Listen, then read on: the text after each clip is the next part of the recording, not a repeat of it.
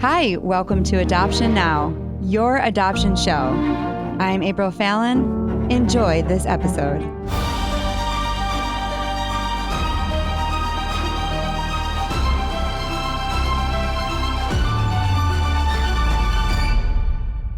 Welcome to Adoption Now, telling your adoption story on your adoption show. I'm your host, April Fallon.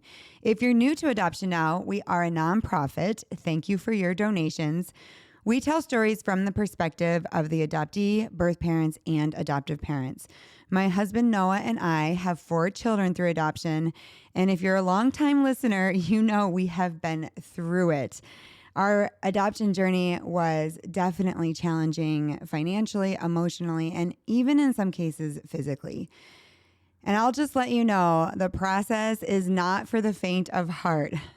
But Adoption Now is created for a safe place to talk about the joys and challenges of adoption. You can find all of our podcasts at adoptionnowpodcast.com or wherever you listen to podcasts. And we're now on Audible. And don't forget to check us out on YouTube. Okay, so we're still in Phoenix, wrapping up the last of season 7. Our guest today is from Miami. I love Miami. She is a publicist and the founder of an organization called Born from Our Souls. Aida Phillips, welcome to the show. Thank you, April. Thank you so much. This is so humbling, and I'm just grateful to be here. Thank you. I'm super excited to talk to you because in our pre-interview, I learned so much, and you're going to share with our listeners some crazy things that I don't think most people know just about history. So this is going to be a really, really good episode. I want to talk first about why you and your husband got into adoption. Sure. So we were married in 2007, and obviously we started, trying to get pregnant right away. I was 36 at the time, and it did not happen. We said, let's just give it 6 months. It still did not happen. We started to do fertility treatments. And after 2 years of fertility treatments, I decided to look through the adoption route. And I had to convince my husband because he wasn't too thrilled about it. Mm-hmm. But I, as a publicist, I did all the research necessary, and I brought it to the table, and I said, look, we want to be parents. Let's, start our adoption journey. And he finally said, okay, let's do it. And that's how it started. Oh my goodness. So you convinced him. Do you feel like he was excited, or do you feel like he was like, okay, I'll just do what you want? I think, what happened, and this is the backstory. His mother had trouble getting pregnant, and she started the adoption process. And as soon as they called her to tell her that there was a baby boy born in Miami, and that she could come and adopt him, she got pregnant. She found out she was pregnant. So she said, no, let's just, have this baby and let another family have that baby. And it was with my husband. So he knew about adoption, and he was a little scared, but he said, okay, if this is what you want and I want to be a father too, let's just do it. So that's how I convinced him. Oh my gosh. What an interesting backstory, right? Because most people that are listening would be like, I'll take that baby and the baby that I'm pregnant with. I want 2 babies. But she decided, no, let another family have that baby and we'll have our baby. And that was your husband. That's just crazy to me. That's awesome. Okay. So you and I right here in this part of the story, we relate. You got into a very similar situation that we got into. Let's talk about that lawyer. Sure. So when I started researching, I asked everyone, does anyone know of an adoption attorney in the area? And one of my friends said, I do, but you have to be referred to him. And you have to pay $1,500 just to go see him. And he's in Florida. So I convinced my husband to pay for the $1,500. We went to go see him, and I cannot remember his name. I wish I could, but he was in Boca Raton, Florida. And he welcomed us and he was kind at first. And then he sat us down. And behind us, there was a wall full of pictures of women. And he said, okay, so you're here. I can get you a baby within 3 months, but you have to pay $64,000 right now. Oh my gosh. And yeah, we looked at each other and we were like, oh my goodness, we don't have that kind of money. And what is this man doing? Obviously, he had, some papers that we signed, and I read through them really quickly, but it meant that we could not disclose what he was doing. Really? That sounds so Yes. seedy. You have to pay to talk to him. And then what were the pictures on the wall? They were just birth mothers, apparently. And, it was just their headshots. It wasn't even them pregnant. So I just had I go on vibes, and I had a really weird vibe about this. We said to him, thank you. We don't have that kind of money right now. He's like, no, you can, ask your family. And he was trying to convince us to pay him the $64,000 right then and there. And we just got up and said, thank you. And we left. Did he keep your $1,500? Yes, he did. So it was just a meeting fee? It was a meeting fee. Oh my Yes. goodness. And you can listen to this and be like, well, that is just so crazy. That was probably just a fluke. But we got in a very, very similar situation where we were told to pay $10,000 up front. That wasn't a meeting fee, but it was a matching fee, is what he called it. And in 2 weeks, he said, sorry, your birth mother is gone. You lost the $10,000. But I can find you another one. And as I got deeper and deeper into the story, and a lot of you know our story, we went to Florida and met him, and he was like, oh, if you don't like her, I have a bunch of other girls who will have a baby for you. And all of this like yucky, nightmarish part of adoption that you just don't even think happens, it's happening. So, red flag. If you have to pay to see the attorney, or if you have to pay $10,000 right off the bat and you don't even know what you're getting, you haven't filled out any paperwork, flags that this could be a trafficking situation. And he's not Exactly. practicing anymore, right? He's not No, practicing? he is not. Oh, thank goodness. No, How he is long not. did he practice? Do you know? Uh, According to the friend that referred us to him, for over 20 years. He was Oh my doing this for goodness. over 20 years. You know what? Ours too. And his father was doing it. So he inherited the business and he started doing the same thing. He is also not practicing. Oh my goodness. That part of the story is just so hard to wrap your head around, that people would do that they would literally be selling babies. I'm glad you got out of that. So were you guys discouraged after that?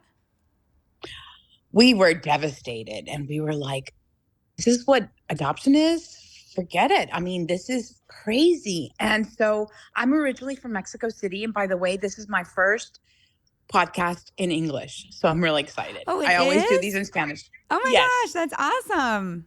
Well, you're doing great.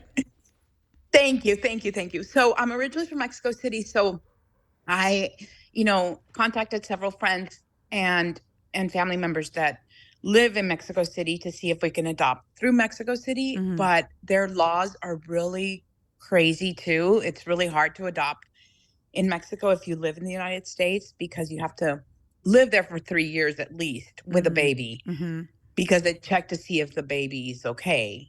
So that was out of the picture. Then when we were in the adoption process, Russia was closed because of a woman who sent back her adoptive daughter, Oh, son, I yes. believe. Do you remember that Yeah, I story? do Yeah, remember that. it was awful. So that was closed. So I said, you know what? Let me look into domestic adoption. So I found a social worker, and she was my angel throughout the whole thing. Is this Denise? Denise Brody, Is she yes. still doing it? Yes, she is. And she actually has a great story herself. She adopted her 2 kids, and she's now a grandmother, and she's just amazing. She was our number one advocate from day one. And yeah, she still practices. Oh my goodness. You should tell her about us so I can have her on the show.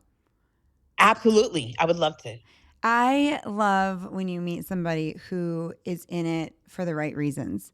Like they love adoption, right? You don't get this icky feeling that they're trying to make money off you or, that they don't care about you. They really love adoption and they're there to help and they're not gouging you with their prices. And you just feel like you have an advocate. So I'm so happy that you found her after such a yucky other situation. Yes, absolutely. And as a matter of fact, us with a Born from Our Souls, we do not charge a penny. We accompany whoever wants to go the adoption route um, until they have a baby or a child in their arms. But we do not charge. I do, PR as a living, and this is my passion. I love adoption, and I love to make people happy with a family. I feel the same way. I was just talking to my husband about it. And I said, Noah, because everyone's like, you're so big now. You can charge people to be on your show. You can charge $200 for somebody to come on, which isn't that much money, but you start making money off of it. It would pay for the podcast. And every time I start to go down that path, I'm like, ugh, I just don't want to also charge people. They've already been charged so much. They've already gone through so much. I want this to be something that is like a gift. I want Adoption Now to be a gift to adoption. I want people to come in and be like, I love what they're doing. I love their family because they truly are passionate about adoption. And in other areas, I'll pray that God will help us to make money, through my husband's business or whatever. But I And he feel will. like this is what we're Absolutely. supposed to do. So I totally agree with that. Okay. He will. You will get blessed in other ways, like I have, and I love Adoption Now. I've been your follower for a long time, and I finally got to get through to you. So thank you so much. Oh, you're welcome. I love to hear that. Okay, so you meet this lady, she does your home study, and in Florida, you can piece things together. In Colorado, it's a little bit harder. I know in Arizona, you can also do that. You can hire somebody to do your home study and another agency to do this piece and another consultant to do this piece. In Colorado, it's mainly just like your agency that does all of that. But in this case, did you also have an agency? No, I didn't. So, Denise, after she did our home study, and she said, I fell in love with you guys. I'm going to do everything in my power to find you a baby. So, she would hear of situations and she would automatically call us and say, I have a situation for you.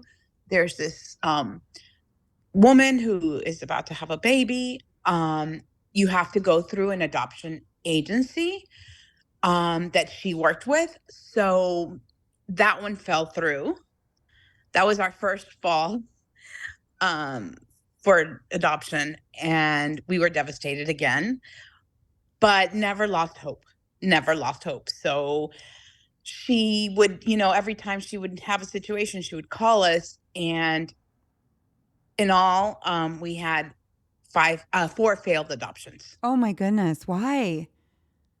Yeah. So the first three was because the birth mom decided to keep the baby. And then the fourth one, it was a 12-year-old girl who was unfortunately, um, SA'd, and she was pregnant, and her family, when they found out that we were Jewish, decided that they did not want to give the baby up for adoption to a Jewish family. Okay, there's so much to unwrap here. But at this point, at the pre-interview, this is where you blew my mind. And I was like scared to ask you because I was like, I feel like I'm going to sound really dumb when I say this. But you're from Mexico City and you're Jewish. How does that go together? Yes, I know. I get that a lot. So my grandparents escaped the Holocaust. They were the only ones that escaped the Holocaust. They came to the United States in a ship and they were turned away. So they had three options to go to Argentina, Cuba, or Mexico. And four grandparents, decided to go to Mexico and start their lives there. And that's how my parents were born in Mexico.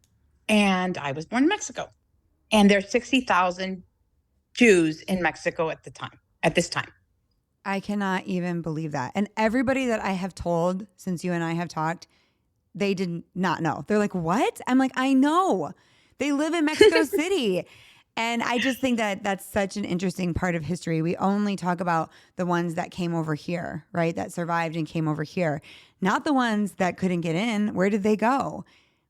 And so you filled that gap and just, I don't know, opened a door of history that I thought was so interesting. My husband's Jewish. So we had like a long conversation about that and just why people wouldn't want to give their child to a Jewish family. Why do you think that is? I guess people can say that to Christians, to Muslim, but why do you think? After a while, I thought about it, and unfortunately, they're uneducated and they think that Jews are the devil. And speaking of this, at this time when there's so much anti Semitism going on, Mm-hmm. I could tell you that that was the first time in my life at 37 years old, I experienced anti Semitism from a birth mom who's 12 years old, and her parents said that Jewish people are the devil. Wow. That would be really, really hard. First of all, it would be hard to go through 4 failed. And I can say that because we went through 3. People don't like the word failed. But adoptions that didn't go through, and you get your hope Yes. up for a baby 4 different times, and you're on this journey with the mom or the family, and then it doesn't happen. At this point, was your husband like, let's not do this? He was. Specifically because physically, I was just so done with all the fertility treatments. I had had, side effects from all the fertility treatments, and we were just so emotionally drained. And at this point, he said, let's just not even go there. And I said, no, please, just, I know our baby's coming. I Hmm. know our baby's coming. And he said, okay, one more try. And I was like, but don't give me an ultimatum. But thankfully, the next one was the one. Okay, so tell us about that. Yes. So Denise called me October of 2010, and I happened to be at the morning show, on Univision, which is the Spanish morning show.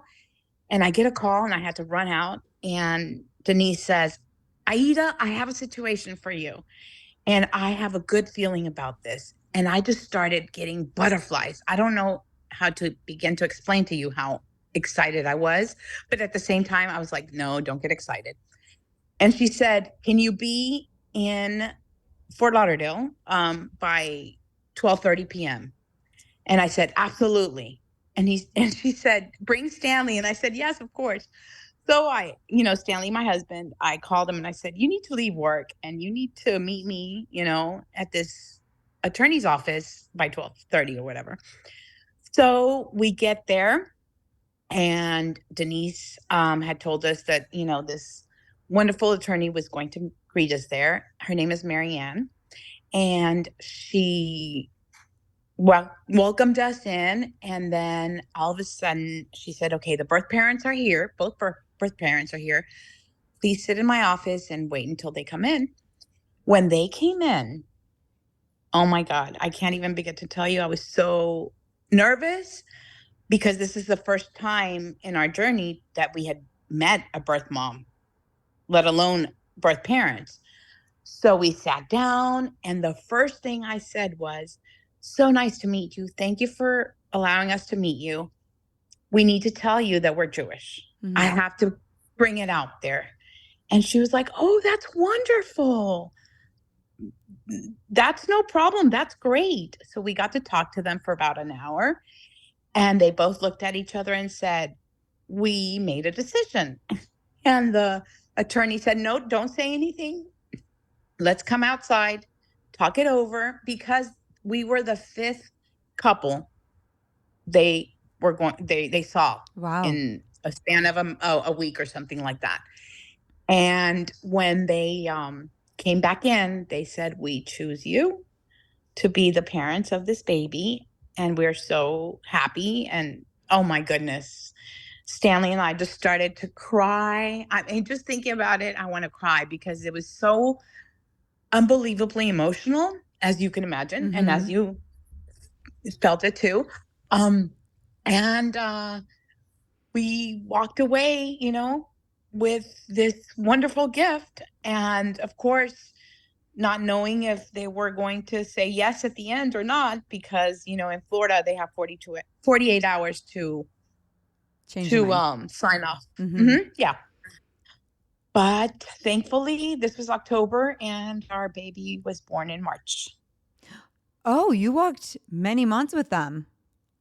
Yes, we did. 5 months.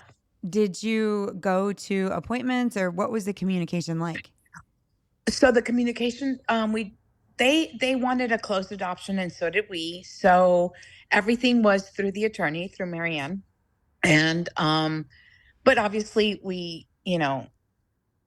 had this fund to give to them so that they could live for those 5 months. But they would tell us about how their appointments went, and I make friends with even rocks. So my husband, the first thing he said was, Aida, don't you dare become really close. And I was like, how can I not? He was like, no, you have to be, you have to stay away. So yeah, that was a challenging time for me because I really wanted to like just pick up the phone and call, but everything was through the adoption attorney. And she had told me that she wanted me to be in in the delivery room. And then a day before she went into the hospital, she said, you know what? I'd rather just do it alone. Mm-hmm. You can come in after the baby's born. I was devastated because I really wanted to be there. But at the same time, I understood where she was coming from. Right. That's so hard because I bet if you had become close with her, she would have let you. But then the risk is you become close with her and then she changes her mind and you get double heartbreak, right? You lose her and the baby. And so there's all this risk in open adoption and it's changed so much. And so some agencies are pushing you to be really close. Some agencies are like, no, let's just keep this separate and go through us. So you really have to decide what you want, what you feel comfortable. But I understand what you're saying when you're an extrovert and you're friendly. To not be friendly is so, so hard. And to be wanting to have a relationship but not be able to must have been really, really hard. When did you show up to the hospital? So they called us at noon on March 29th, 2011. And they said she's going into the OR for a C-section. You can come after like 5. So I called well, first of all, at 1:13 in the afternoon, the attorney called me and said, your baby was just born. Um, and you can come at 5 o'clock. So before that, she did not know she was having a girl. The whole Oh, time, really? yeah, she did not know, because she didn't have the means at the time to get ultrasound. She did get one in February. And that's when we found out we were having a girl. And I was ecstatic because I wanted to be a girl mom so bad. Oh my um, goodness. How much yes. did And she I won the weigh? bet. I had a bet. You had a what? Oh, you I won the had a bet. bet with my husband. Yes. And how much did she Yes. So weigh? she weighed 6 pounds, 18 ounces, Aw. and she was 18 inches long. Yeah. And did the couple have other children? Together they didn't, but she had 4 other children she put up for adoption. Oh, so she had done this before. So did that make you more confident that she was going to be able to do it? In the back of my mind, yes. But at the time, I was still very nervous about it. Right, right. Oh my goodness. I just can't even imagine that. Okay, so what did you name her? So we named her Milana Hope. And Aw. Milana means gift from God and fortunate one. And hope, and I always say this, but hope is because we never lost hope of having a child. Aw, I love that. That's why we named Lily Hope. I Yeah, wanted see? Lily Love.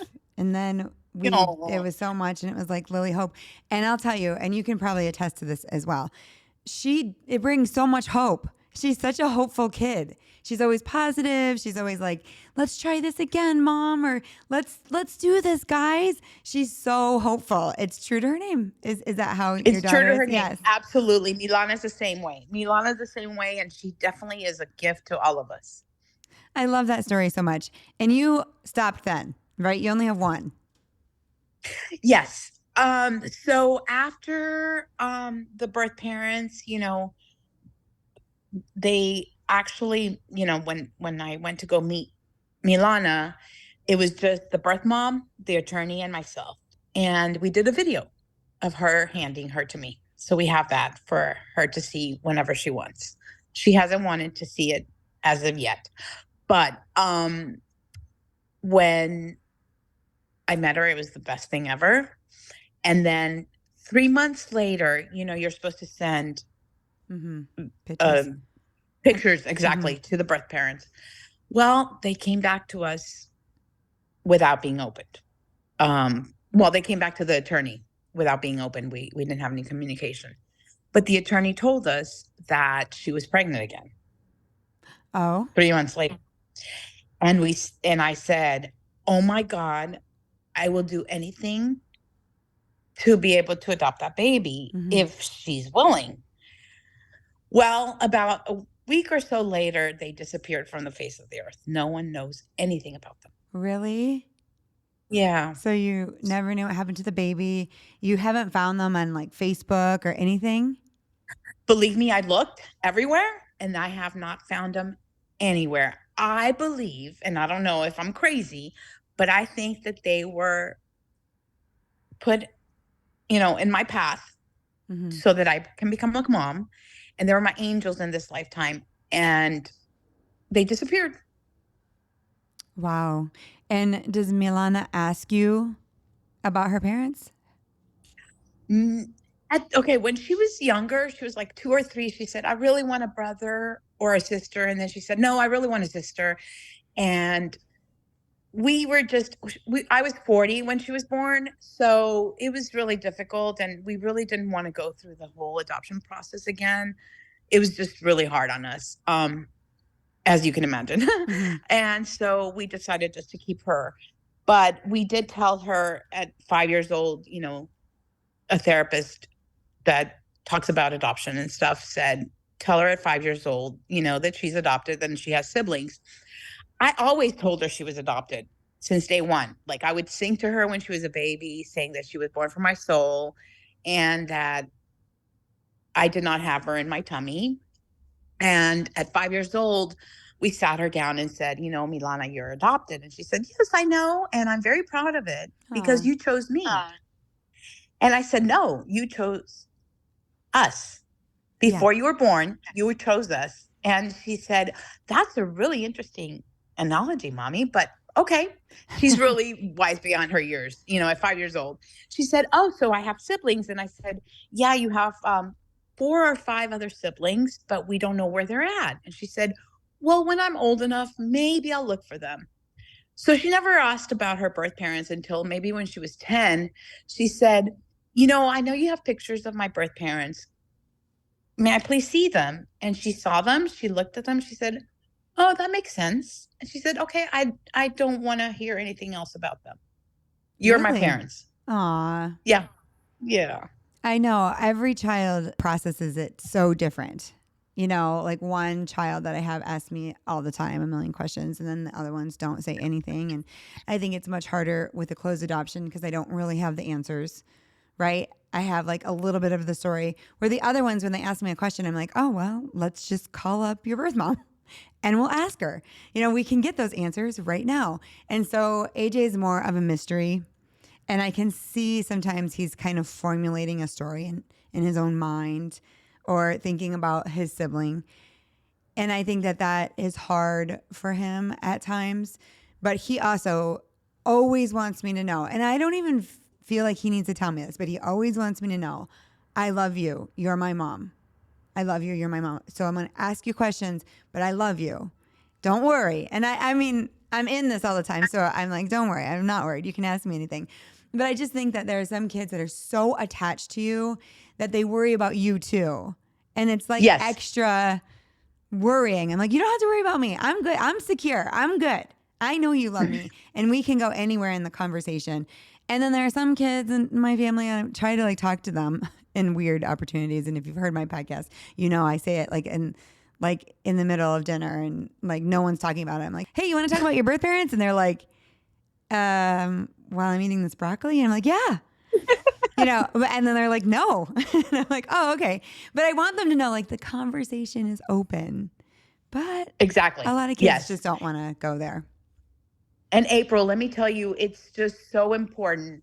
As I mentioned to you before, the only reference to adoption I had was an uncle of mine who is 2 years old.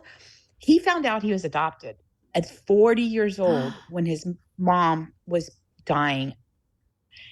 And that's how he found out.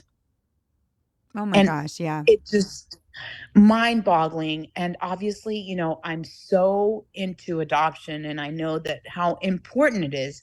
And this is for all your listeners. It's so important to tell your children that they're adopted because you don't want, something later on to come and haunt them, Right. Well, open adoption doesn't always mean open with the biological family. Sometimes it just means being open about adoption. You're open to talk about it and you're always talking about it. In our case, we didn't really have the choice to not tell them. It's clear they're adopted. But some families, they actually look a lot like the children. They look like they could be biological. And so it would be easy to kind of sweep that under the rug. But the long-term damage of that is not worth it. And so that's great advice. Tell us about what your organization does. Sure. So because we had such a troubling start to our adoption journey, I really thought about it and I said, I really want to be able to help people, especially after we had Milana home. I had called a friend of mine who had a TV show at the time. And I told her, I said, do you mind, doing a segment about our adoption journey? And she did. It's all in Spanish. I have a YouTube of it. I'll send it to you. But it's something that I really wanted to do is to help people in the process and to give them the tools and the right people so they don't get scammed like we did. And just hold their hand and tell them that we had a happy ending and hopefully they will have one too. And I do talk to a lot of people. I'm constantly on TV shows and podcasts like yours. Like I said, thank you so much because this gives me the opportunity to reach more people, specifically the Spanish-speaking people in the United States that don't have that understanding. There's a lot of information of adoption in English, but there's not enough in Spanish. So I help them with that. That's amazing. Thank you so much for being on the show. Oh, thank you. I really, really appreciate it. It's a dream come true, April. I love that. And you know what? I think you're very, very encouraging by saying your baby is coming. That's my favorite thing to say. And I say it all the time. And if you're not confident, I will be confident for you. Your baby is coming if you don't give up. And you are a great testimony that is absolutely true. And you kept holding on until your daughter came. And I love this story. Thank you so much. Thank you for allowing me to tell my story. And I hope to see you one day. Yes, I do too. I love Miami. And if you come to Colorado, come visit us. Absolutely. And thank you for listening. Don't forget to subscribe to our weekly podcast and follow us on social media. Thanks for joining us on your adoption show. See you next episode.